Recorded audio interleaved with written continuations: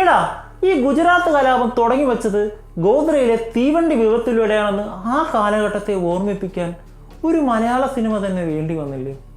മലയാളികളുടെ ഒരു പവറേ. ശരിക്കും കിട്ടേണ്ടത് കിട്ടിയപ്പം പുള്ളിയല്ലേ. ആ കുടുംബത്തിൻ്റെ തേർവാഴ്ചയെക്കുറിച്ച് 2 സിനിമയിൽ പ്രതിപാദിക്കുന്നുണ്ട്.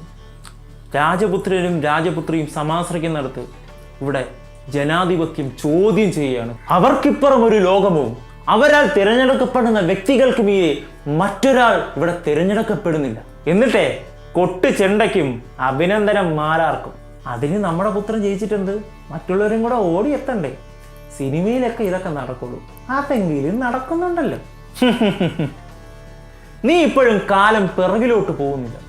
ജിതിൻ രാംദാസ് എന്ന ഒറ്റ വ്യക്തിയിൽ ഒതുങ്ങുന്നതല്ല ഇതൊക്കെ.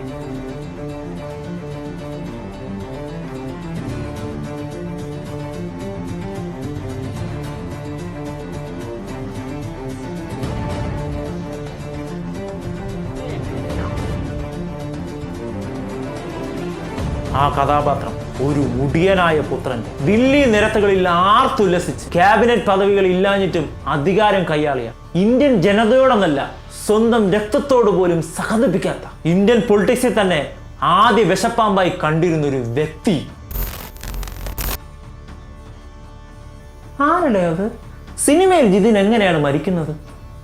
അത് വില്ലൻ ബോംബ് ബ്ലാസ്റ്റ് ചെയ്തല്ലേ മരിക്കുന്നത്. എങ്ങനെ? അത് ഹെലികോപ്റ്റർ ബ്ലാസ്റ്റ് ആയതല്ലേ. ഇനി ഞാനൊരു സംഭവം പറയാം. 1980 ജൂൺ 23 വിമാനം പറത്തുന്നതിനിടയിൽ ഇന്ത്യയുടെ ഭാവി പ്രധാനമന്ത്രി എന്ന് വിശേഷിപ്പിക്കുന്ന ഒരു വ്യക്തി മരണപ്പെടുകയുണ്ടായി. ഓ, സുഭാഷ് അല്ലല്ലല്ലല്ല, സഞ്ജയ് ഗാന്ധി.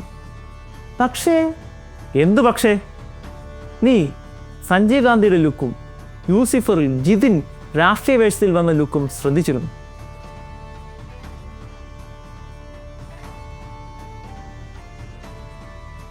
നീ ഇപ്പം പറയുമ്പം ചെറുതായിട്ട് എനിക്കും തോന്നുന്നുണ്ട്. പക്ഷേ രാഹുൽ, പ്രിയങ്ക, എഴുത്തുകാരൻ്റെ കാഴ്ചപ്പാടിലൂടെ നോക്കുമ്പോൾ എനിക്ക് തോന്നുന്നത് നെഹ്റു കുടുംബത്തിലെ എല്ലാവരുടെ ഇൻഷുറൻസും ഷഫിൾ ചെയ്ത് ഒരു ഫിക്ഷൻ കൊടുത്തതുപോലെയാണ്.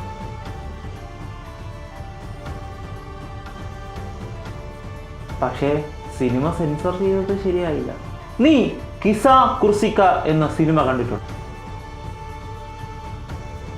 അടിയന്തരാവസ്ഥ കാലത്ത് സിനിമയെന്നല്ല എല്ലാ മാധ്യമങ്ങളും ഇന്ത്യൻ ഗവൺമെന്റാൽ സെൻസർ ചെയ്യപ്പെട്ടു.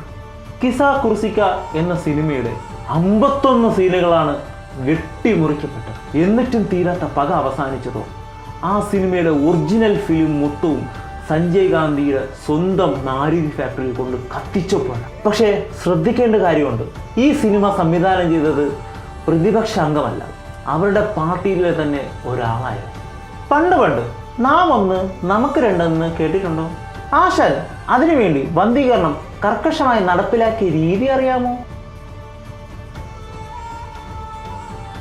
ഒരാളുടെ അനുവാദം കൂടാതെ അയാളെ നിർബന്ധിച്ച് ചെയ്യിപ്പിക്കുമ്പോൾ അത് ഡിപ്ലോമാറ്റിക് എന്ന് പറയില്ലല്ലോ. ഈ വാസന ഇന്ദിര കണ്ണടച്ച് നിന്നു കൊടുത്തിട്ടുണ്ടെന്ന് പല സംസാരങ്ങളുണ്ട്. ഒരു നേതാവ് ഒരു രാജ്യത്തെയും ആ രാജ്യത്തെ ജനങ്ങളെയും കളിപ്പാട്ടം കണക്കിന് അമ്മാനമാടിയിരുന്ന ആ നേതാവ് അന്ന് രാജ്യം ഭരിച്ചിരുന്നെങ്കിലോ, സഞ്ജയ് എന്ന് ജീവിച്ചിരുന്നെങ്കിൽ ഈ രാഷ്ട്രം ഇപ്പോൾ ഇങ്ങനെ തന്നെ ഉണ്ടാവുമെന്നതിന് സംശയം. ഈ സിനിമയിൽ എങ്ങനെയാണോ പ്രിയദർശിനി രാഷ്ട്രീയത്തിലോട്ട് വന്നത്, അതുപോലെയാണ് രാജീവും വന്നത്. ഓ, പ്രിയദർശിനിയാണ് രാജീവ് ഗാന്ധി അല്ലേ? ആരായിരുന്നു സ്റ്റീഫൻ നെടുമ്പള്ളി?